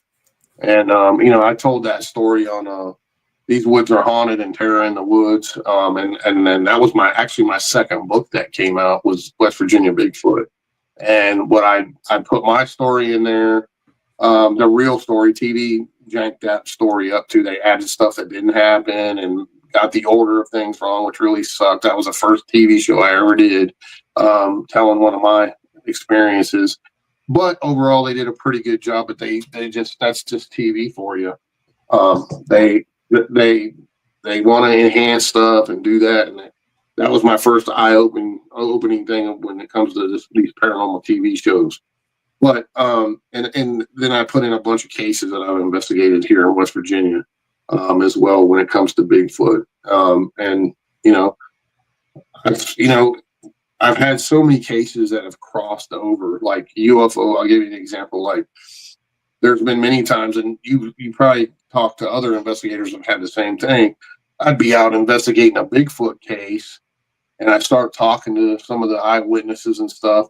And then I go back and do a little research and find out there was a ton of UFO sightings in that same area during the same days they had the Bigfoot sighting, or vice versa. Or I've had cases where I'm investigating a haunting and I get there and I usually interview the people 2 or 3 times before I ever go to their place to see if I can catch them lying to me and stuff like that. Because once you get on TV and then you're kind of known or whatever, like people will make up stuff just to get on TV to get you there, you know? So unfortunately, that's how it is sometimes. But I had cases where I'd be investigating a haunting case where they're having like poltergeist activity or whatever. And I get to talking to them and kind of interviewing them again while I'm at the location. And then they said, well, and then those dreams I've been having. I said, well, what dreams? You didn't tell me about those dreams. They said, well, I have these dreams where I'm floating up out of my bed and I go through the ceiling, you know, and I see these little gray men or green men in my room. Oh, so, you know, and then so Abductions too. a lot of this stuff crosses over. So It if does. you have to think outside the box as an investigator, you're saying, okay, if it's some kind of ET situation, are they causing the poltergeist activity? Or are they making these people see in their heads spirits to try to mess with them? Or are they doing some kind of experiment to these people themselves? So you have to think outside the box when you're doing this. There's so many different rabbit holes you can go down. And it's crazy. I mean, it's like an onion, it has many different layers. Oftentimes you'll come back with more questions than you have answers, you know, always when it comes to this stuff. So you have to peel back these layers to try to get down to see what the actual source of the situation is. And it's just crazy sometimes. But, you know, the main thing is you try to help these people, try to help them get through it. But you can't always help them. It's just the nature of the game. Well, it is. And, as well as I do, that sometimes people that have needs or unusual brains or, any kind of neurodiversity, there's a lot of interaction spiritually. Mm-hmm. And I think that that's because of the neurodiversity.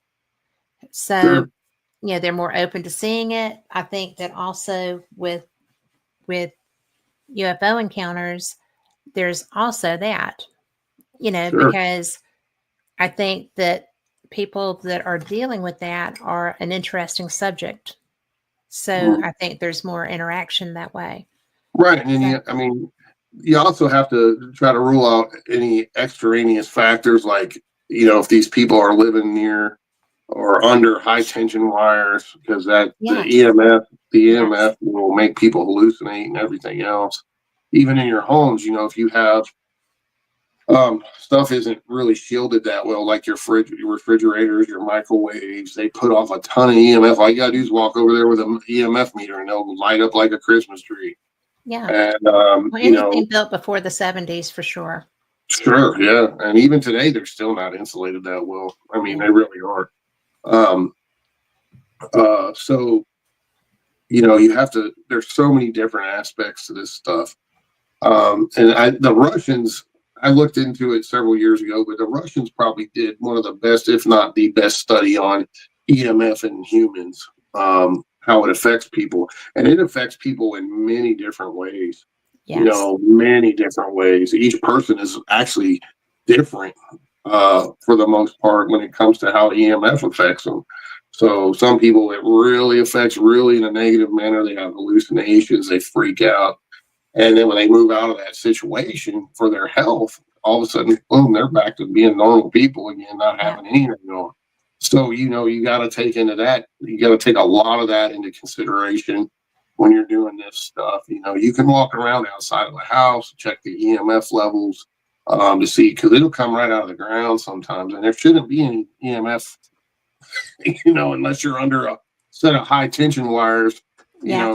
You got to look at all aspects of this stuff. So, and the natives, I always see like a lot of these hauntings, man, they have native connections, like a high percentage, over 80%, in my opinion, have some sort of native attachment or situation going on there. And they always knew how to find those areas, and they would congregate. The natives always congregate in high areas of energy, which is really cool.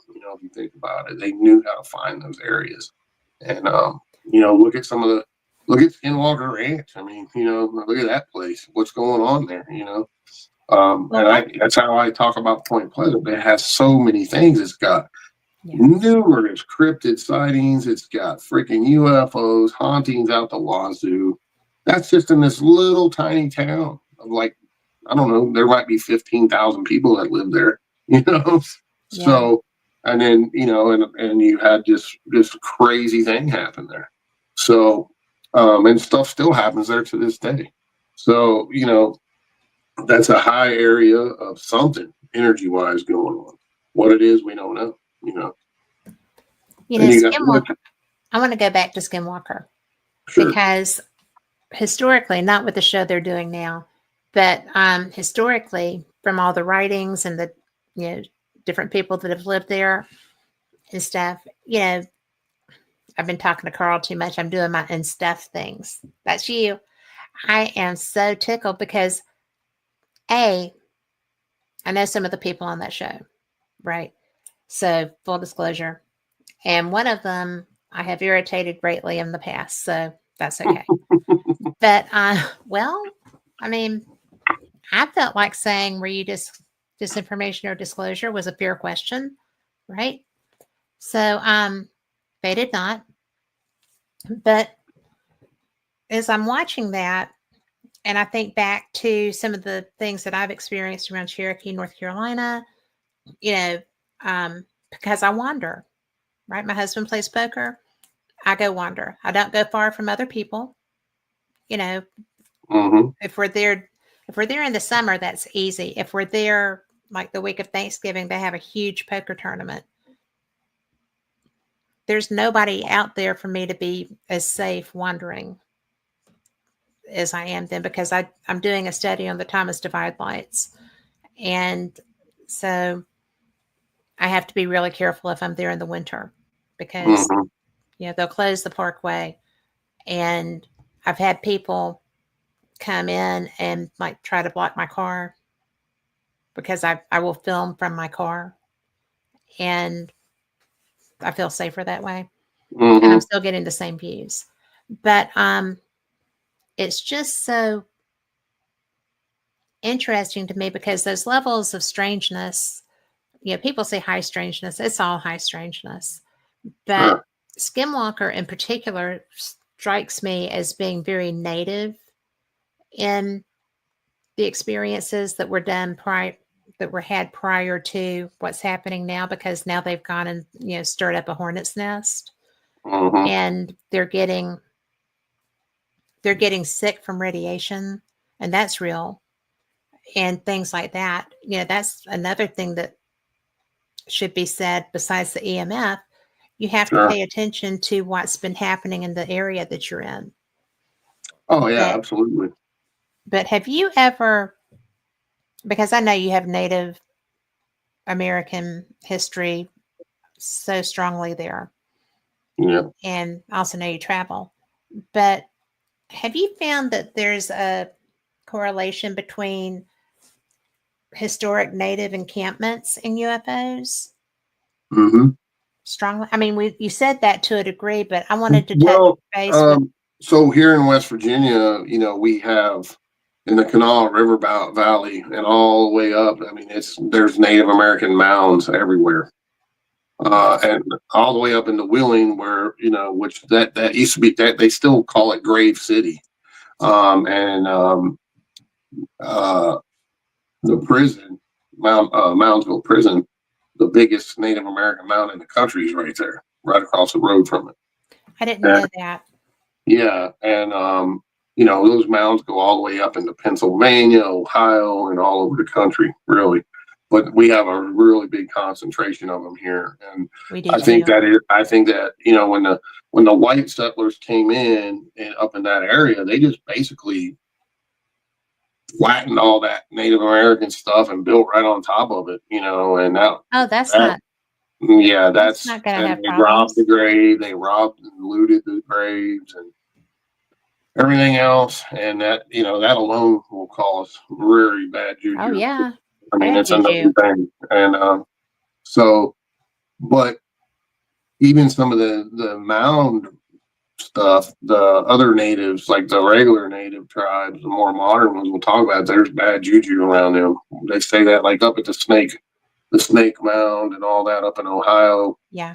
They said they don't even like going there because it's bad juju. So some of these were, and a lot of those mounds, giant skeletons were found too. So, Giant skeletons. yeah, the giant skeleton. Yeah, big. I mean, talking 12, 10, 11, 12 feet tall. I didn't know they were Um, that tall. The some of biggest them, I not had all heard of was them. 7.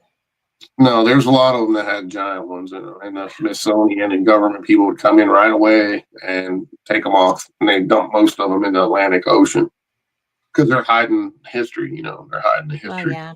So, but, And that should be such a bad thing. That should yeah. have such strong repercussions. And then same, and I'm talking, this goes all the way up. So the Kanawha River runs right into the Ohio River, right? Guess where? Point Pleasant. So Hmm. right there, the two rivers meet, and there's Point Pleasant right there on the corner. So, and there's mounds up there too. They found giant skeletons there too, as well. So, and that, they say that could be offspring of the Nephilim and all that stuff. So, Yeah. Uh, you know, and no, if you study your Bible and you read about the Nephilim, they were the very vile things, men of renown, and they ate people and did all kind of horrible stuff. So, and even the native legends and histories, they talk about the giants, the red-headed giants that walked the earth, and they warred with them. Almost every tribe has a story about that. Yeah. And they said that a regular man would only come up to their kneecaps. So regular sized man. That's how big some of them were. So Holy crap. yeah. So if you Those do are, any kind of, yeah, you know, so again, it's all, you know, it's all related in some aspect. it is. Well, we live in such a strange world, and so few Sure. people really delve into it, comparatively speaking. Mm-hmm. You Oh know, yeah. that's one of the things, you know, I've done paranormal experience for 10 years now. I'm in my 10th year. And I get so tickled sometimes when I have all of these like deniers or whatever, Sure. Skeptics. because when I when I started doing fate, I started reading more stuff, right? People send me stuff. I get exposed to a lot more. And it's just it's bizarre how much stuff our government thinks we can't handle. Oh yeah. I mean, we Well, handle so much and they still have such a lack of confidence in us. the thing is, it's not so much as handled. They don't want us to know the real truth. That's what it is, because knowledge is power. It Okay. is. So the more we know, the more enlightened we are. Um, they've hidden a lot of the old things that we were supposed to know away from us, because the real reality of what's going on in the world now, it's all about money, power, and control. And when they take away your knowledge of the true things that we were supposed to know, that gives them more control over us. That's So true. you know, so It you is know, all you about have to, control. yeah, right. And I mean, there's so much information that's still out there that you can find if you do the research yourself, and you watch people that have spent a lifetime doing that research, and you learn from them and listen to what they tell you. Then go do your own research on top of that, and come up with your own decision on those things. But they have hidden a lot of things from us, you know. And April says it's a spiritual battle. sure, it definitely is. I believe that 100%. You know, it goes back to a lot of things that I don't want to talk about my personal opinions on certain things on your show, but I just know that they've hidden a lot of things from us, and I know that for a fact. You know, I mean, I can tell you that, put my hand on the Bible right now and tell you they've hidden a lot of stuff from us. I would agree with And that. they're right in some aspects. Like if they would come out tomorrow with full disclosure, there would be some people that kill themselves. There would be, because why? Simple answer. It's obvious, right? Because we've been lied to our entire lives, and that would tell someone everything I've been taught my whole life's a lie. They couldn't handle it. There would be some people that mentally would probably kill themselves. You know, there's been stories. Look at old Clifford Stone. You know, Sergeant Stone. He was on a team of people that recovered downed UFOs. Right? He saw one of his good friends just when he on the first one they went to pick up, and they saw dead alien bodies in there. The guy turned his rifle and just blew his own head off right then and there, because he realized everything he'd been taught's a lie. Yeah. And when you realize something that profound, some people just can't mentally handle that. You know what I'm saying? So yeah, there I would be do. some people, but I think nowadays, um, you know, I think a lot more people, I would say much higher percentage of people would be, okay, yeah, we thought that was true anyway. You know what I mean? We But knew they were lying. I mean, I but can they're hear it yeah, now. you know, and But you can understand there's multiple reasons that our government would lie about that, because one, technology, we want to be the first and foremost in technology, because why? We want to be able to protect ourselves from the bad guys, so to speak. But still, I think everybody in the world has a right to know that, hey, we're not the only game in town. There's other beings out there running around, and they are much more advanced than we are. You know, well, there's other beings on our planet. I mean, sure, and that's what gets me, is because if, with rare exceptions, I mean, we, yeah, I have a platform to talk about this stuff. You have platforms to talk about this stuff. We can bring it out into the open, have a general conversation about the weirdness, and be fine with that. sure, If Yeah. If we worked a 9-to-5 job, we would probably have to temper that a little bit, you know, Yes. and, I in lived order that. to I keep our lived nine that to for five many job, years. Trust me. right? Ditto. I lived that for many years. I couldn't Yeah. talk about certain stuff because I was in federal law enforcement. So, Yeah. So I was not law enforcement and I still couldn't do it. and then I was in the military too. So, Yeah. But but I was still out there investigating, helping people doing what I do, but I just wasn't on a public venue doing it. You know what I mean? So, yeah, there's a lot of stuff out there that they've lied about and covered up for many, many, many years. yeah. And it's crazy Mhm. because I sit there and I still do UFO conferences. I'm going to one in April. And it's the first one of the year. So I'm just kind of like, Yeah. I mean, it's Well, even consciousness. yeah. Well, they've got all these whistleblowers that have came out, but they're having behind closed door sessions with Congress. Now, why? Why can't they have that open to the public? I don't care. Well, it's not because of I mean, Nancy Mace. just come out. All they have to do, I mean, it's simple. They come out and say, "Look, there's extraterrestrial beings on the planet and flying around out there," and that's all they need to say. They don't need to say, "Oh, we have all this cool tech we took from them or they gave to us." They don't have to say all that. Just say, "Yeah, we know, and here's the proof." Okay. Well, the best part bottom ever line. was, when Nancy Mace said, "Do we have remains?" Yes. Are they human remains? No, they No. are not human biologicals. And Right. that face was like, know the answer before you ask the question, but you had to know that was going to be. And then the on answer. top of that, they don't want to admit they've lied to us for all these years too. Yeah. Because then why? We can't trust the government, which Well, we can't anyway. It's not that anybody does anyway. No, exactly. So, I'm just very excited to be alive in this period of time It's because crazy. it is crazy, but the consciousness issues are so coming forward. There's really no way to hide from that. Mhm. The UFO stuff, again, they can't lie anymore. I mean, they're trying to, but they can't because there's so many people who are have there's so many more people right now having UFO experiences than I think there's ever been. And I think that if our government doesn't reveal it, they're going to reveal it. I mean, I think we've already had them over the White House. People are like, well, they need to be on the White House lawn. They flew over the White House. They had what, 13 craft above the, Yeah, they might did have been that. more than They that. did that in '52. Yeah. I mean, there's pictures of it. there are pictures of it. And Mhm. it's just like, then you had the Battle of LA. Yeah. Yeah. And that's not I that was long just gonna ago. say that. I was just gonna say that before you said that. And we were But firing on them. yeah, I yeah. mean, that could not have gone well. No, well, they didn't know. They thought it was some Japanese crap. They had no clue it was a UFO. You know what I mean? Yeah. Well, not the rank and file, but the people giving the orders the fire did.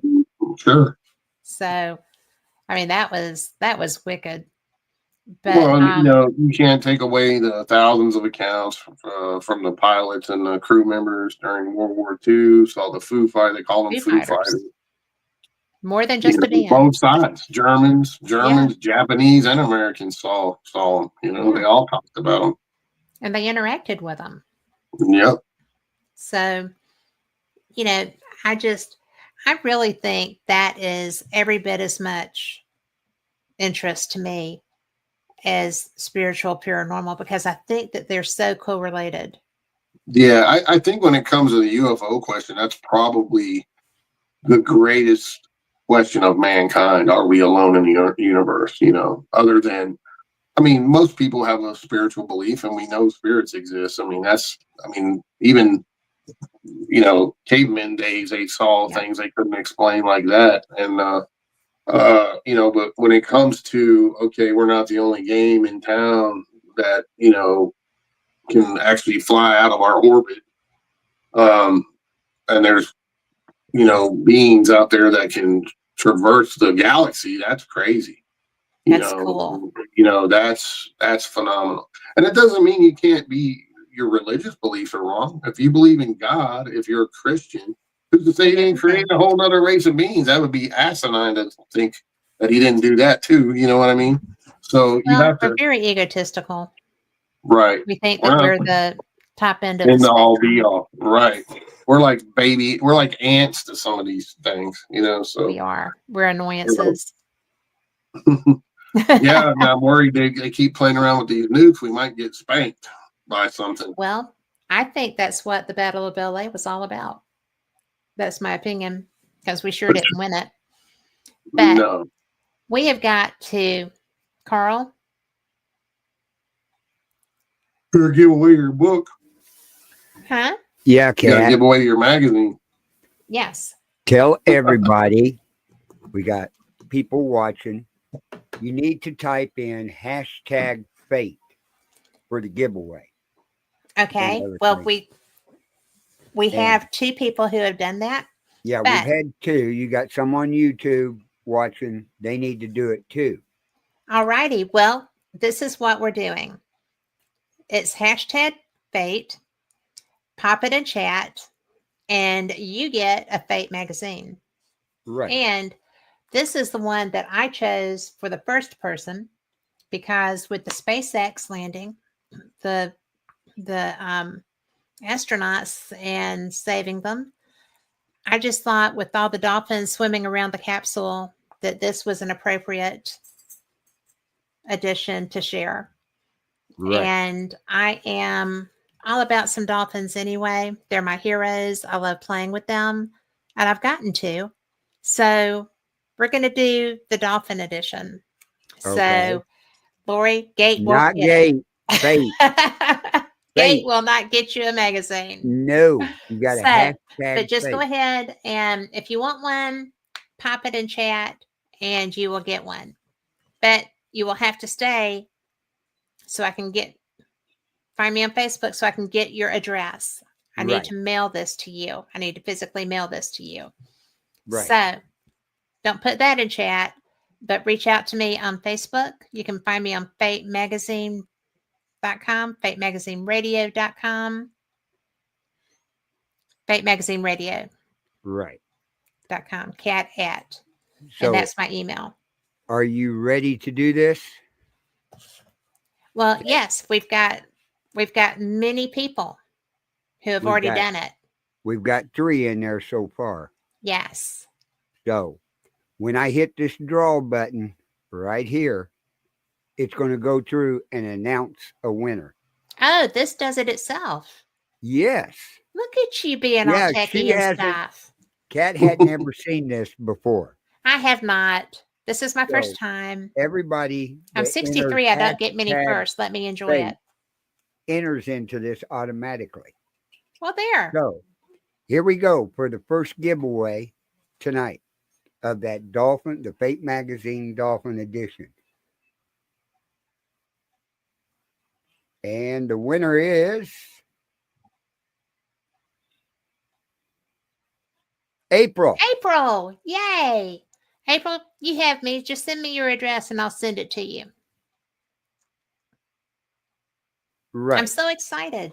So, congratulations. Okay. Yes. Okay. I'll let you and Dave get back to in. Thank you, Carl. And that is why I have such a great show, because I have such a great producer. Carl is my hero. And Dave, I have so enjoyed you. Thanks for having me. I don't know why it's been so long since we did this. I love you. I love Jenny. I just think that y'all are great people. And I can't wait to see y'all at the Gettysburg Battlefield Bash. Oh, yeah. By then I'll have some really cool stuff out there. Even more cool stuff coming out before that. But yeah, I'll have it all there at the bash. Yeah. Well, that's my favorite paranormal event. So I am really excited to go there. I love that they support Wounded Warriors. I like that they support, kids with cancer. Everything that they do they've overcome people that tried to attack that event. Oh yeah. And they just keep going. They're so wonderful. And it's not just Pam and Steve, it's all of the volunteers. And I just Yeah, love I that mean, event. they have a great crew of folks that puts that on. That's a lot of work to put on That one is a that lot of big. work.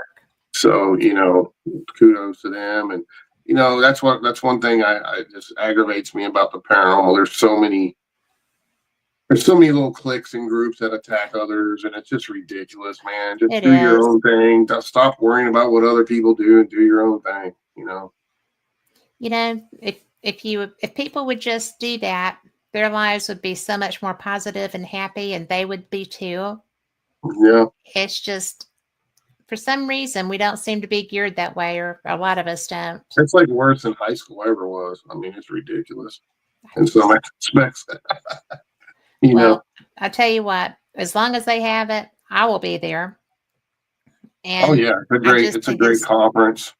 I've gone to everyone except for I missed a few when I was having a film and stuff like that for some shows, but it's a great cause. I mean, they have a huge turnout every time and do a lot of good things for those two organizations. So yes, they do. I'm a disabled veteran myself, so I donate all my time for that too. And I do it for free, and I donate a bunch of books and stuff, and whatever they can auction them off for, they get to donate to the pot.